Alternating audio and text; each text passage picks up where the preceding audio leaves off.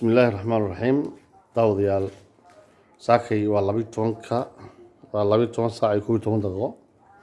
حال إنه ربع دقيقة مركو حربها ساكي إنها حافظها بالصوم المرء سامتي كويرتي يجيتك سيهين إلى صعدة إن شاء الله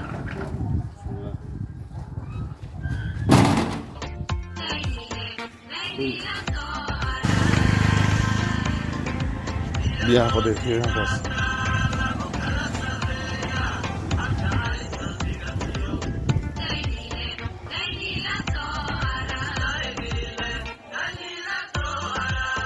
الله ساكي هذا راح يصير ساعة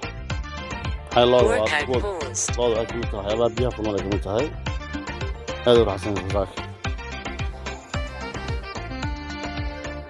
بذكر مجال كسان لي أنا كوري جديد حافظها وحاول حافظ خدمة حافظها تجمع دعني لا حافظ قاعد غرفة ضم وايد اسمه وفي عين جيش كذا واسع إيه نوعي guri kastaana ildiisa waxa ku beeran geed cid kasta laazim ama guri gudihiisa geed u yaala ama banaankiisa nala socodka dhiman yahay diska waxaan ugu keenay meel biyo fadhiyaan soo mar doono ilaah baa yaqaana daawadayaal markaana waxaan geli doonaa laamiga insha Allah tacaala حافظها وقد عفينا الأيام تقولين إن شاء الله تاجرنا يقولنا هاي فضلا كان الأيام الجلين عنك عصني هنا كان لك سبسكرايب هذا لايك تونا وحواي بيجيلنا ينوت هاي هذا كذا أنا حصنا وراها إن شاء الله أنا صعولي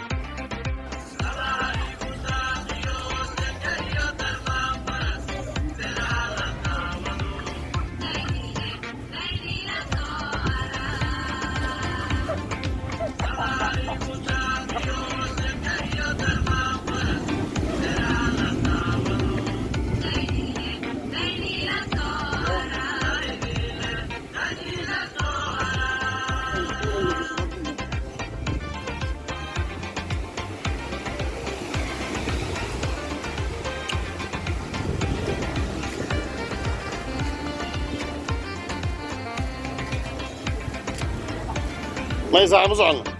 ما زدا يا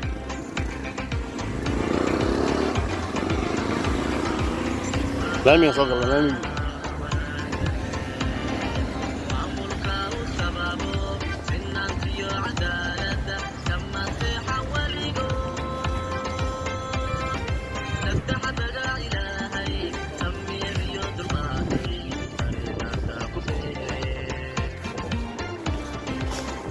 صح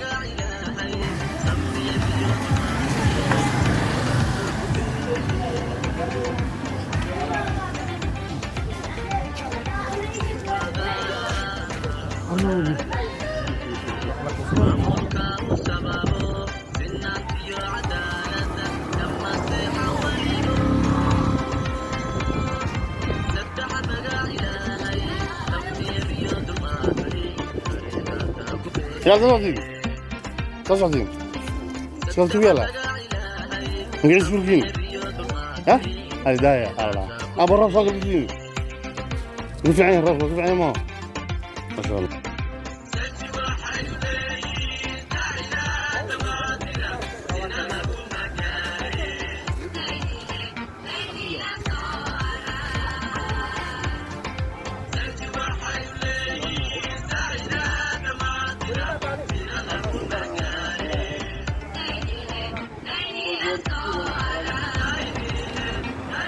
اسمع عسل اللي شعل عبد الله حاله دبته قارتي بيا هوس غلي marka wad dumay yacaas geeskaas ku dumay biya aad u galay ilaahu galaan la miskiin ka wada injineerada Soomaaliyeed mid kamid ah oo dhismo ka socdo deegaanka Handaynile gacanta ku haya balse yarna inaan wareysano dhismahan qarash ku baxaya tayadu leeyahay dhismaha uu sameeyo iyo qalabka kala duwan ay isticmaalaan ku soo dhawaado magaca ku bilaabaya xasan Rahmaan Ibrahim magaca anagoo magacay ku bilaabay Qadar Maxamed Yuusuf ah kamid ah injineerada magaalada Muqdisho ka shaqeeyaan kana haayo dhismo deegaanka ama degmada Daynile waxaa meeshaan ka dhisanaa guri oo ah cabirkiisa ah sentibar kundisha waxaan ka dhisanaa oo 2 biyaana ah oo ka kooban 3 baartimiinta marka alxamdulilah gurigaas waa tayadiisa mid aad u sareysa ah loo sameeyey bilindigiisa oo ka kooban yahay cabirkiisa dhulka loo qoday 3 mitir ah marka tayadiisana waa okay maasha allah apartmentii ma qarsh والله اسمه guud ahaan اسمع waxaan qashka dhexeyso guriga cabirkiisa aad u weyn yahay marba waa si qafka si markaas oo loo macaamilo waay marka qof walba marka sidoo yahay loo macaamilo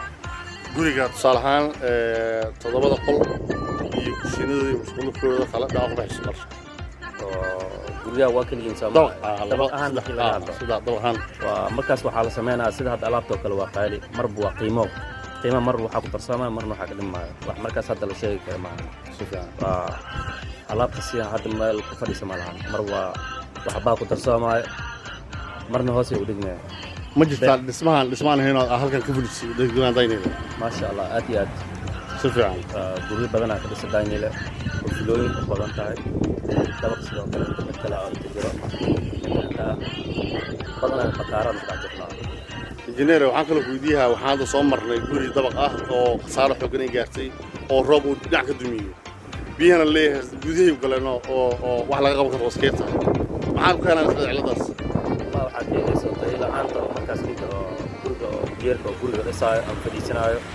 guriga wuxuu u baahan yahay marka la fadhiisanaayo qowro u baahan yahay cabirkiisa la fadhiisiyo bilindiga naftirkiisa la dhigayo gurigaas waxaa looga baahan yahay Soomaaliya mustaqbal